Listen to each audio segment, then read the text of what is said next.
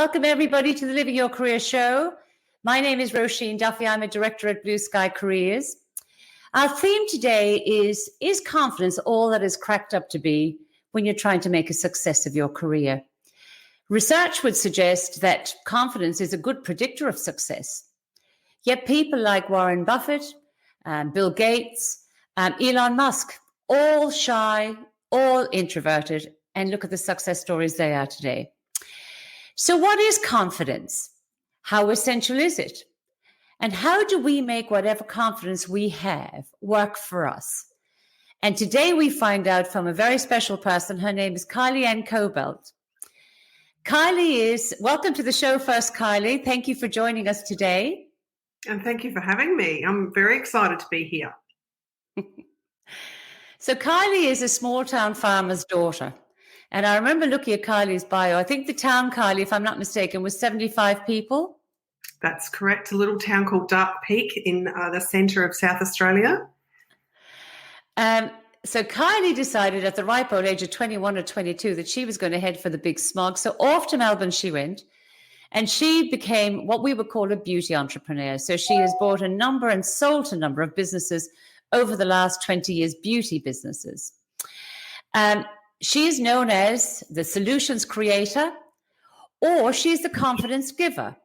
She celebrates and she nurtures individuality, ambition, and aspiration.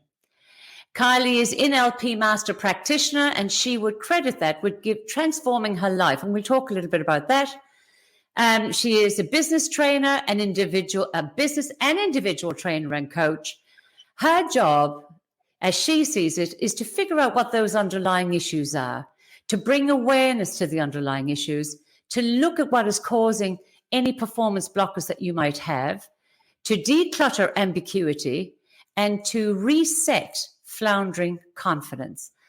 So on that note, Kylie, thank you very much. I'm really excited to hear what you're going to have to say today about confidence. So I guess everyone wants confidence. You know, we call it gumption, we can call it conviction, we can call it poise, panache. But really, what does confidence mean in a career sense to somebody who's out there looking for a job right now or looking to build their career? So confidence, I always believe, is in the doing. So when we're feeling confident about something, we're feeling elevated and capable to move forward. In a career, when we haven't done something before, then obviously we're going to have that doubt. So if we've got that doubt, then we might either avoid or go into reverse, or otherwise go and find what it is that we need to know so that we can then move forward, especially if we're changing our career path. What is it that we don't know that we don't know? Some people are really great at actioning that and going and finding out, but then others aren't so much. They'll sit back. I was sort of thinking, some people I'd interview in particular, if they're reserved, I've interviewed so many people over the years, and, I'm not always so impressed with the people who talk a lot.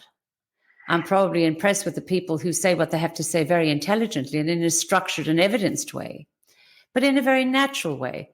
If people are reserved, if they have that perhaps lack of confidence before they go to interview, or when they're in that interview, what else might they emphasize, or what other tools might they use that could perhaps draw their attention away from the fact I'm underconfident, but I really know my stuff?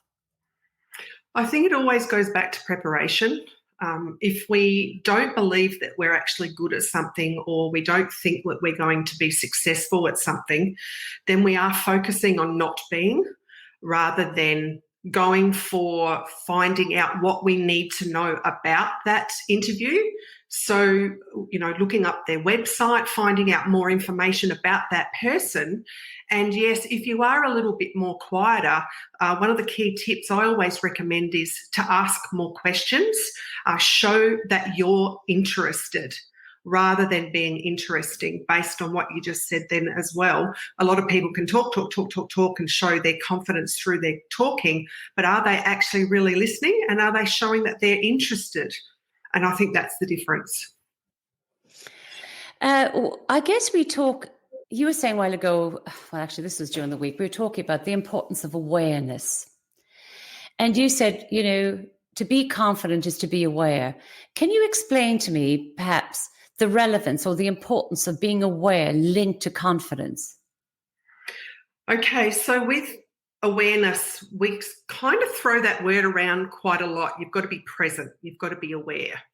And everyone goes, yeah, sure, I'm present. I'm here now. But really, are you being present? So what I'm going to do is ask you to, and I'll ask the watchers and the listeners as well, to feel the seat that you're sitting on now. Now, you can feel the seat, or if you're standing, feel the ground that you're standing on. Okay, but only just 3 minutes before, you didn't even notice it. So pulling into your awareness is actually sitting in this seat now and feeling the buttocks on the seat, as well as communicating to somebody else. That brings in the true awareness of what your surroundings are. Otherwise, you aren't really present at all. You're just in the moment. And this allows you to pinpoint down into managing your emotions, managing your fear. There's also the learning state where you can open up your peripheral vision. And by having a little pinpoint of where you stare through, you can actually create an ambience of space where you can actually feel more confident. Many trainers do this when they're presenting in front of hundreds of people. They get into a learning state. So there's a few other things that you can do to bring confidence to your interview, to your meeting, in the discussion. So I guess... Did you notice that when I said it? Well, I was just sort of thinking, we always talk about, for people... everybody, I think there's some people love interviews, most people hate them. And you're in this sort of awkward situation, often with a panel of people, 3 or 4 people looking at you. And it's that sort of uncomfortable, you can come in now, Roisin. And, there's that, I've never been in this office before. I've never really spent any time with these people before. Perhaps I have. There's that kind of foreboding feeling of, I feel like I'm walking to a death sentence here, It occurred to me that what you just did would be a great composure technique for people, whatever about confidence, in terms of bringing them into a state of their own reality, into a state of their own comfort, before then they're projecting what they're trying to project. And the other thing too is that when you're concentrating on that, whether it be the seat that you're sitting in or a pinpoint spot in a room, it actually, while you're concentrating on that, your mind's thinking of that, it actually dissipates any of the emotion. So the fear, it gets dissipated, and it allows you to catch your breath in that as well. So when you're practicing that, you actually can't be very emotional, because it's kind of like your brain can't do 2 things. If you're wanting me to focus here, but I've got all this anticipation and overwhelm coming in, you're actually saying no to that and giving yourself a free run of being able to present a lot better. I mean, I'm nervous all the time when it comes to talking and presenting, and I have to too remember, hey, right now I'm sitting on this seat, and it allows me to slow down. It allows me to think, it allows me to breathe, and it allows me to give the message to the people clearly, rather than getting caught up in the overwhelm. And the overwhelm itself has a real fast energy. So that overwhelm pulls you into more overwhelm. So it's about being able to take that step back when you go into an interview and push out all the loud noises that are inside your head. And that's probably one of the biggest tips I can think of. There was a saying I recalled too while I was having a talk to you the other week. Confidence is like running water in a house. You may not understand every detail about it, but when the water doesn't run through the pipes into the glass, you know it's not there. You can see, my God, the water's not coming through. And I think the curiosity has to be with confidence, the curiosity has to be with, well, when the water's not there, I have to go and find out why it's not there. What am I looking for to change? Like, what do I need to fix? Did the tap stop working? Have I not paid my bill for the water to come in? So when we don't have the confidence, and we know we don't have the confidence in a specific thing, I think it's really about going and getting curious about the reasons why I don't have confidence, and connecting with someone that can give you the answers and give you the way to fix your tap or pay your bill. I think that's a really good metaphor to be able to understand that it's something that works, and then it's something that doesn't work. And when it doesn't work, to investigate what that looks like and then make those changes according to what you might feel you need, that enables you to get into that interview room feeling more confident. We've got plenty of time to prepare for that. And in that makes some amazing changes as well. I think also we talk about confidence. We have some people are overconfident, some people are underconfident. But there is more than confidence to an interview. There is more to confidence than being good at your job and being recognized for what you do. We often hear of the quiet achievers. We often hear of, people that go, I say quiet achievers, but people that are strong in different aspects. Some people are really, really good with technology. Some people are really good with detail and process. You don't have to be the person in the meeting that leads the meeting. You don't have to be the person that stands up and gives the presentation. You don't have to feel that kind of pressure. You can prove yourself in other ways. When you are talking to people who perhaps have mislaid their confidence, for want of a better word, how do you get them to look at other aspects of their existence and other aspects of their suite of skills and talents that make them realize confidence is just one element of that? And what else could they project to demonstrate competence? So confidence is in the doing. So when we can't drive our car, or when we first get our driver's license, we can't drive the car. We don't know how to. So when we learn and when we find out how to drive the car, and then we practice ongoingly, in a car, we pass the test and we drive our car, and then we get better at driving our car. Then all of a sudden we're not doing it consciously, we're doing it unconsciously. So it becomes like nearly an automated way of putting that as, I already know how to do that. So it's considered done. So when I'm working with clients and when I'm talking even with friends, it's really about believing that you've already done it. So you already have done it. And I always tell the story about Federer, the tennis player, and how he was asked in an interview when he was going to play Nadal, when you get up on the court, how are you going to beat Nadal? And he goes, I've already won. Now, in that moment, even I had the penny drop and go, in that moment, he had already won. So when he gets up onto that court, he's already playing a different game than if he was trying to work out how he was going to win the game. So if we just go back a little bit, when I'm talking to a client, I'm saying, well, what does that look like if you were able to? So then they can start feeling the mood shift or the state shift. And if they shift that state and that composes with mastering your body language as well, it actually enables you to then shift into a position of mood, of state, of I've already done this. Another question is, where in your life before have you already done this? So we can often highlight where you've actually succeeded in so many things before. So let's have a look at how you went around doing that, because I know I'll do it differently to you and to the listeners. So then what you've got is a strategy on how you do confidence or how you do success. And you can then pretty much, as I say, template that and put it into, well, this is the how-to for me to be successful. So it's kind of like your own little stamp of how you get things done for you. Does that make I think what you're saying is visioning, preparation, practice, drawing on experiences, even if they're not the same experience. Well, if I can do that, I can do this.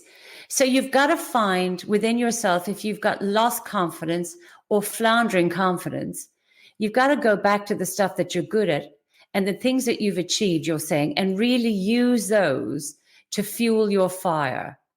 A lot of people need convincers.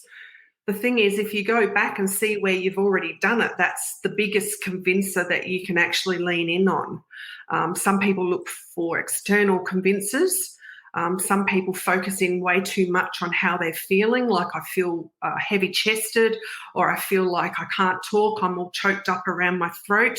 And that would come from your self-esteem, so the belief in your overall worth, or what you think you're capable of and what you're telling yourself inside your head. So if you can go back and shift your state by recalling on a time that you've done it really, really well, then it's really about matching, mirroring out those same processes, as you said, to an achievable outcome, and then just press repeat.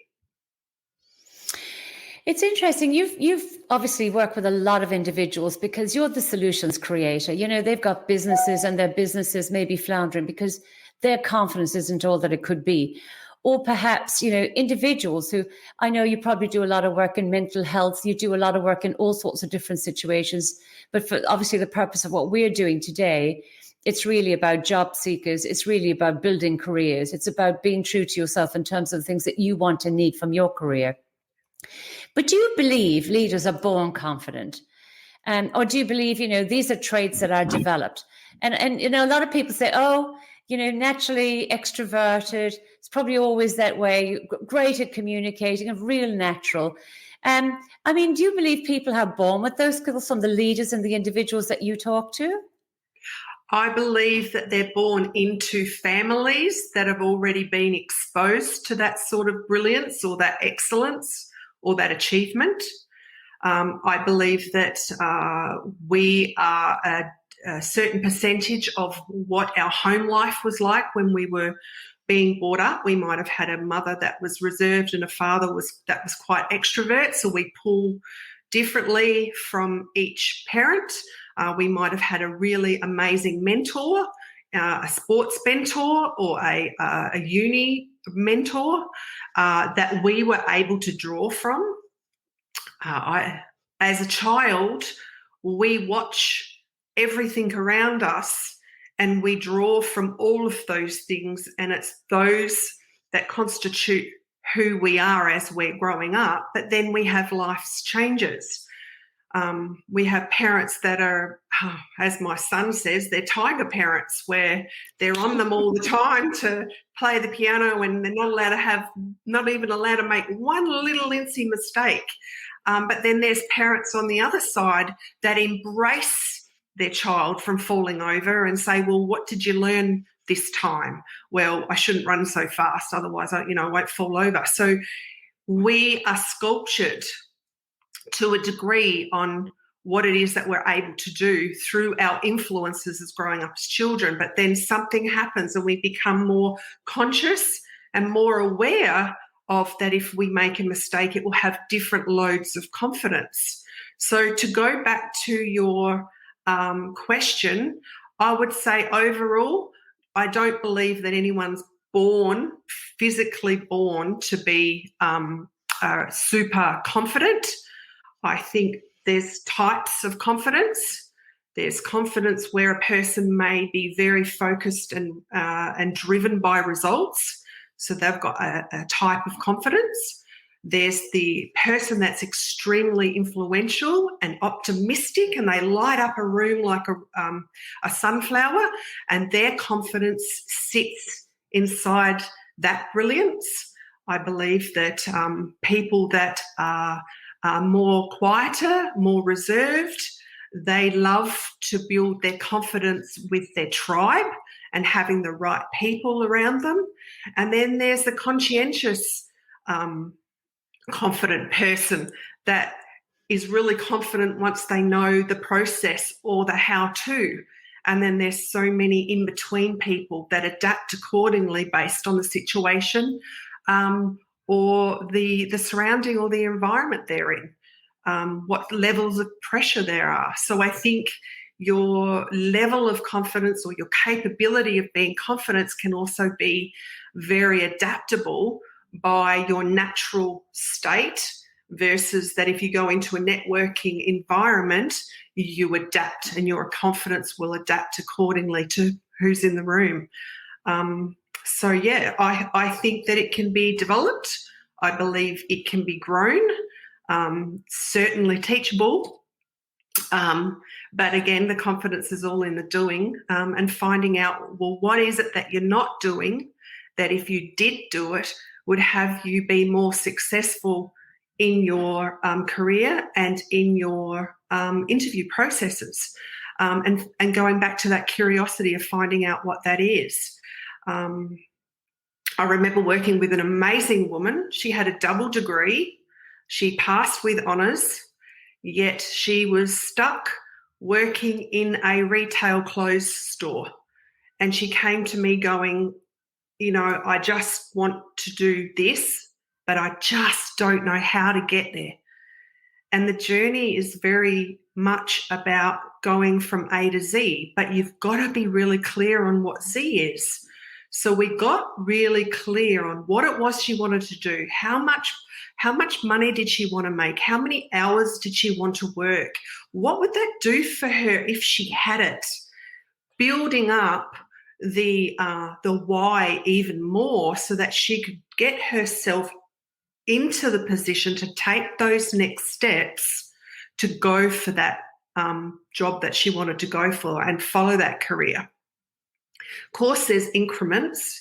There's people that we might know that you need to talk to. The best people to talk to are the ones that have already done it. So who do you know that's already done it? And learning and asking as many questions as you can to find out, well, what is my next step? How can we go there? What conversations are you having in your mind that are stopping you? Could you be asking yourself better questions? Could you have a cheerleader cheering you on inside your mind rather than someone that's ready to just, tug at the back of your pants and pull you back and put you back into your seat? So everything is possible, and she did it. We connected to the right people. We put out a pathway for her. She was committed to do the tasks that she needed to do to get what she really, really wanted. So that the biggest question was what is it that you're not doing that if you did do it now would make a massive difference? And that could be getting yourself a mentor, a tutor, whatever it is that you need, somebody that's already done it. Then that takes the risk. It can take an element of the fear away so that you can charge up straight away and go for that job that you want. Because I'm pretty sure it's there just waiting for you. It's interesting. I was curious, do you see an apparent gap between perhaps male and female professionals? And I'm talking, when I say apparent gap, an apparent confidence gap. Is there more females that are underconfident, more males? Does it really matter? Is it just life circumstances? I would have to go with my experience of that men and women do confidence differently. We are still in that age, I think, or dregs of generation where, men still have to have a front. But I can also tell you there's plenty of women that have to have a front. And I believe it goes back to the types of people that I was discussing before, whether you're a man or a woman. If you're results orientated, then there's less likely that there's going to be a lower level of confidence because you're results driven. So you're always pushing forward to get the outcome you're looking for. However, in saying that, for me, I work predominantly with women. Men don't seem to call out for me as often. However, when I get in front of them in a conversation, I think they're more likely to open up in a face-to-face communication than they are to go through all your marketing backends and, all the bells and whistles that we need to do these days to attract clients. But it really just depends on where the person is in their life as well. And then what sort of confidence are we talking about? Are we talking personal confidence, body image confidence, communication? Do I have a second language? Is English my second language? So when we talk about confidence, there's so many derivatives of what confidence is. Confidence itself is a strong belief, either positive or negative. And then we go into self-confidence, self-esteem, self-efficacy, like belief that we have the ability to accomplish something. I might not be very good at something else, but I know damn straight that I can do this. So we've got a huge amount of confidence over in this wing, but not much over there. But that one over there might not be needed because I don't go up in a plane very often, so I don't need the confidence to go in a plane. So we don't exercise that. Therefore, confidence is in the doing. And if we don't do it, well, then we're not building up that arena or that area of confidence. I was going to talk to you a couple of things. Fake it till you make it. I hear this so often. Fake it till you make it. And I sort of think, well, you know what? If it gets you moving, if it means you're stepping forward, if it means that you're pushing yourself outside your comfort zone, I really don't have much of an issue with that, except that I think I like real. I like sincere. I like relatable. I mean, I can relate to all sorts. But I'm interested to understand your thoughts on, you must meet people who I know that this isn't the true me, but this is how I want to project myself. What are your thoughts on the fake it till you make it piece? I am right with you. I am all about the authenticity and transparency of what is it that we're good at, what is it that we're not good at, and let's be open and honest about it, because if we're not good at something, we can go and get it. Rather than faking it, I remember the first time I actually heard this many years ago. I didn't understand what they meant, because fake to me was like fake flowers. And I thought, why wouldn't? Because I was young, and I'm thinking, that's the country girl coming through. Yeah, absolutely. I'm thinking, why the hell would I want to just be fake? Like, that to me had a real visual impact. And it actually made me feel quite sticky. But it made me question, why would they say that? The thing is that when we're focusing, and we've all heard it, when we're focusing on something that we don't want, we get more of it. So if you're focusing on being fake, then you're going to get very good at fake. That when you kind of come down into the reality, there's a big element of not being happy with yourself. And the conversations that I've had that are very based around this with my clients is that they end up actually not knowing what it is that they like and what it is that they actually really want to do. So there can be a disconnect, for a better word. If you're having to fake it and you're having to put in that much energy and that much effort to fake it, then please, how about going and finding the right avenues to be able to fill up your bucket or fill your cup up with activities and tasks and energy that are actually going to get you to where you actually truly want to go, based on understanding your strengths and your weaknesses. And I mean, I really don't even like saying weaknesses. I'd prefer to say areas that are underdeveloped, or areas in which I don't have the resources for yet, and then going and get those resources, because that's what it is. It's a resource, and you can either draw in from it or you can pull back from it. but I know pulling back from it, you have to work twice as harder to get back into that position to go forward. So that's my view on faking it until you make it. It has to be qualified as being out of date. Surely, can we do that? I'm more than happy with that. It's interesting. I always talk about people's strengths when I'm interviewing them or talking to them or building them up. I rarely ever talk to people about their weaknesses. I sort of feel, we all know what we're not great at. And I would far prefer to throw your confidence, your ambition, your aspiration, everything that makes you who you are, throw it at the stuff you're good at. This idea of, what are you bad at? What are your weaknesses and how do you plug that? It doesn't even come into my discord. I'm also interested, just one final, well, actually I've got a couple, but I'm also interested. One of the things that people nearly always do is go off to Toastmasters. I have very poor confidence. So therefore people say that I need to develop this confidence and I must go off to Toastmasters, even though they're rattling in their boots with sweaty palms trying to do this thing. Do you have a view of a proper step, a sensible step that somebody could take, a first step that could help them to get their confidence or restore their confidence if it's floundering? I mean, is Toastmasters it? I wouldn't be putting myself right out there that fast and that quick. I believe that it is really a good idea to take smaller steps. The other thing is, and I can draw back on some of my experiences, and one of my biggest experiences was, if I want to do it, I just go and do it.